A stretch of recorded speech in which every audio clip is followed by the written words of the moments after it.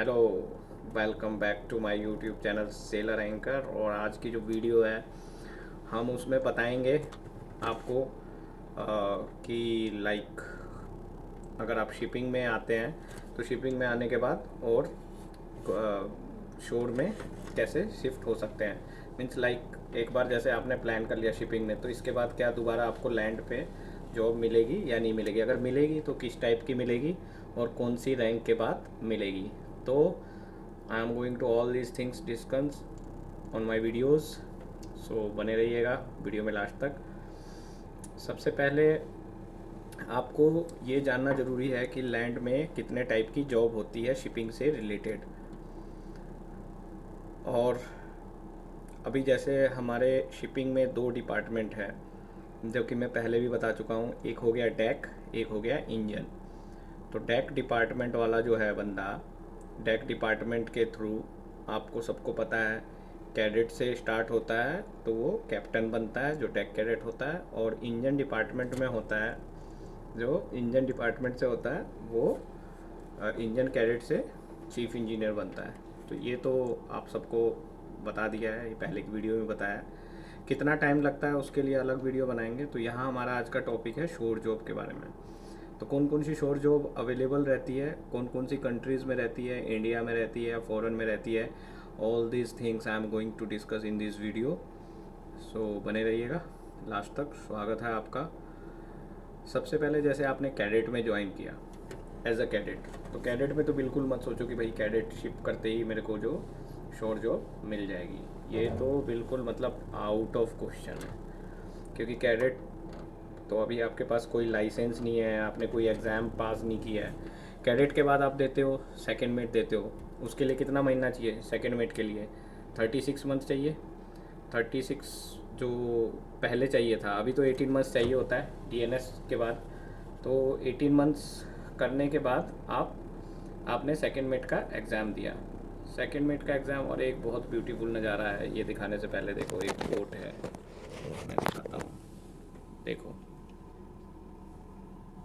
मेरे विंडो के बाहर है, ठीक है?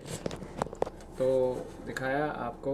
तो आपको ये करने के बाद देन सेकंड मीट करने के बाद फिर भी still there are chances, like आपको मिलने के चांसेस होते हैं। कहाँ पे मिल सकते हैं? बीटीएस। बीटीएस क्या होता है? पोर्ट कंट्रोल होता है। बीटीएस वेसल ट्रैफिक सर्विसेज होता है। जब आपका शिप किसी भी कंट्री के पोर्ट में जाता है तो बीटीएस बुलाता है आपको। जैसे सपोज डेट मैं एक एग्जांपल देता हूँ, हमारा शिप इंडिया से चाइना जा रहा है या फिर चाइना से इंडिया आ रहा है, ये एग्जांपल लेते हैं। चाइना से इंडिया के किसी पोर्ट में आ रहा है, चेन्नई में आ रहा है, तो चेन्नई का एक बीटीएस होगा। जैसे वो पहले बीटीएस से पूछेंगे कि Chennai port control, this is so and so vessel and my vessel ETA is like, जो भी आपका ETA estimated time of arrival होता है, आप वीटीएस को इन्फॉर्म करते हो तो वीटीएस बताएगा कि बर्थ खाली है, मतलब जहाँ पे आपका शिप जाएगा अंदर वो जगह खाली है कि नहीं खाली। तो वो जॉब होती है, तो वो आपको सेकंड मेट करने के बाद चांसेस होते हैं मिलने के लिए। उसके बाद सेकंड मेट के बाद और एक ऑप्शन है कोलकाता पायलट, जो कि मैं पहले भी डिस्क्राइब कर चुका हूँ। वो गवर्नमेंट जॉब होती है, उसका ईयरली वो लोग वैकेंसीज निकालते रहते हैं। तो जैसे ही उसका निकालेगा vacancy, I will let you know. तो वो उसका निकालते रहते हैं। तो Kolkata pilot is also a good option. Kolkata pilot के अलावा, अब ये तो सेकंड मेट के बेस पे मैंने बताया, तो इसमें एक बीटीएस मैनेजर भी होता है। बीटीएस मैनेजर का मैं बाद में बताता हूँ, I will come to this point later on. तो ये सेकंड मेट का आपका कॉन्सेप्ट क्लियर हो गया, इसमें तो कोई डाउट नहीं है। उसके बाद आप chief mate, chief officer base पे आपको ड्राफ्ट सर्वेयर वगैरह का जॉब मिल जाता है। अब ड्राफ्ट सर्वेयर क्या होता है? जो भी आपकी कार्गो कैलकुलेशन होती है उसके लिए आप अप्लाई कर सकते हो, या तो इंडिया में अप्लाई कर सकते हो या फॉरेन कंट्रीज़ में। तो बीटीएस के लिए भी आप या तो इंडिया में अप्लाई कर सकते हो या फॉरेन कंपनी में। फिर कैप्टन बनने के बाद आपके पास बहुत सारे ऑप्शन हो जाते हैं। लाइक आप पोर्ट कैप्टन बन सकते हो, जैसे जो एक पूरा चेन्नई पोर्ट है या मुंबई का जीएनपीटी पोर्ट है या कोई गुजरात का पोर्ट है, उस पूरे पोर्ट के आप हेड बन सकते हो, उसको बोला जाता है पोर्ट कैप्टन। तो वो इसमें मिलता है, क्या बोलते हैं, कैप्टन बनने के बाद। दूसरा, आप एमएमडी ज्वाइन कर सकते हो, डीजी शिपिंग ज्वाइन कर सकते हो। डीजी शिपिंग में भी तो है ऑप्शन, कई सारे ऑप्शन होते हैं डायरेक्टर जनरल ऑफ शिपिंग में, वहाँ पे भी आप ज्वाइन कर सकते हो। तो डीजी शिपिंग में भी ज्वाइन कर सकते हो एज अ सर्वेयर, उसके लिए आपको एग्ज़ाम देना पड़ता है। फिर या फिर इंटरनल ऑडिटर में ज्वाइन कर सकते हो, जैसे जो शिप पे इंटरनल ऑडिट करने आते हैं ना भाई, वो जो आते हैं वो चेक करते हैं सब सफिशिएंट है या नहीं है, उसमें ज्वाइन कर सकते हो। पायलटेज में ज्वाइन कर सकते हो। पायलटेज क्या होता है? पायलट ये होता है जब किसी भी कंट्री में आपका शिप जाता है तो उसको अलॉन्ग साइड करने के लिए, उसको बर्थ पे लेने के लिए पायलट को बुलाया जाता है किसी भी कंट्री में। तो एज अ पायलटेज भी आप ज्वाइन कर सकते हो एज अ कैप्टन। उसके अलावा फिर आप ऑफिस में रिक्रूटमेंट डिपार्टमेंट में भी बैठ सकते हो। आपने देखा होगा जब ऑफिस में आप इंटरव्यू के लिए जाते हैं तो कैप्टन आपका इंटरव्यू लेते हैं, यहाँ पे भी आपको जॉब अपॉर्चुनिटीज़ मिल सकती है। इसके अलावा आपके पास ट्रेनिंग इंस्टीट्यूट में आप टीचिंग भी कर सकते हो, जहाँ से आप प्रीसी ट्रेनिंग करने जाते हो तो आपने देखा होगा कैप्टन्स वगैरह आपको टीच करते हैं, तो वहाँ से आप टीचिंग वगैरह भी कर सकते हो। तो देखो कितनी सारी अपॉर्चुनिटीज़ है, ऐसा नहीं है कि भाई मिलेगी नहीं, अपॉर्चुनिटीज़ हैं, आपके ऊपर है।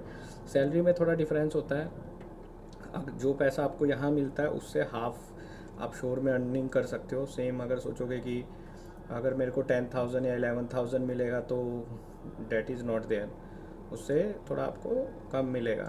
तो ये मैंने as a master as a captain आपको बता दिया। अब इंजन डिपार्टमेंट से मैं आपको बताता हूँ। इंजन डिपार्टमेंट लाइक आप इंजन कैडेट में जा रहे हो, तो इंजन कैडेट में कुछ नहीं होगा। फिर इंजन में क्या है, आपके पास टेक्निकल नॉलेज हो जाती है, आपने मैकेनिकल इंजीनियरिंग भी कर रखी है, आपके पास रिसोर्सेज बहुत हैं, जॉब पाने की अपॉर्चुनिटीज़ बहुत हैं। उसके अलावा जैसे आप शिप पे सर्व करते हो, शिप पे सर्व करने के बाद आप as a fourth engineer, third engineer, second engineer और चीफ इंजीनियर बनते बनते आपको काफ़ी चीज़ों की नॉलेज हो जाती है। तो आप किसी भी टेक्निकल डिपार्टमेंट में ज्वाइन कर सकते हो। जैसे आप देखोगे कोई भी शिप होते हैं, कोई भी, चाहे वो कंटेनर हो या बल्क कैरियर हो, ये 2-3 शिप का एक सुपरिटेंडेंट होता है। शिप पे किसी भी तरीके की टेक्निकल प्रॉब्लम है तो वो सुपरिटेंडेंट को मेल भेजते हैं, तो वो सॉर्ट आउट करते हैं। या आपको कोई भी स्टोर चाहिए, कुछ भी चाहिए, मतलब इंजन साइड से अगर आपने कर रखा है और आप चीफ इंजीनियर बनते हो तो इसके बाद शोर अपॉर्चुनिटीज़ के चांसेस डेक साइड से काफ़ी ज़्यादा हो जाते हैं। प्लस आप इसके अलावा किसी शॉपिंग मॉल के भी हेड बन सकते हो, मैंने देखा है ऐसे भी चीफ इंजीनियर, क्योंकि आपके पास टेक्निकल नॉलेज काफ़ी है। तो दोनों ही तरीके से आपके पास फ़ायदा है। अगर आप डेक से भी करते हो तो भी आपके पास अपॉर्चुनिटी है और इंजन साइड से भी। पर मैं आप लोगों को ये बताना चाहूँगा कि ट्राई करना मास्टर बन के ही, मतलब मास्टर मीन्स कैप्टन, कैप्टन बन के ही शोर जॉब लेने का। उससे पहले तो उतना अच्छा नहीं रहता है, मिलेगा ऐसा नहीं है, बट और डेक वालों के लिए जो मैंने कोलकाता पायलट बोला था that is the best. Kolkata के अलावा गोवा पायलट, चेन्नई पायलट, हर पायलटेज में वैकेंसीज़ निकलती रहती है, काफ़ी निकलती रहती है। मैं उनके ऊपर भी वीडियो बना दूंगा कि कहाँ से वो पता चलेगा कौन सी शोर जॉब लगने के चांस है। तो गाइस काफ़ी कुछ मैंने आप इसमें टॉपिक कवर किया है, होपफुली पसंद आएगी आपको वीडियो। एंड जिसको इस नीडेड है, मान लो जो बिगिनर्स है जिनको पता नहीं है कि इतनी सारी अपॉर्चुनिटीज़ होती है, उनको ज़रूर आप बताइएगा कि हाँ वो ये वीडियो देख के थोड़ा नॉलेज ले सकते हैं, ये उनके लिए अच्छा रहेगा।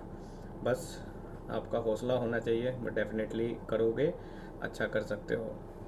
तो अपना ध्यान रखिएगा and happy Onam to everyone, all of you.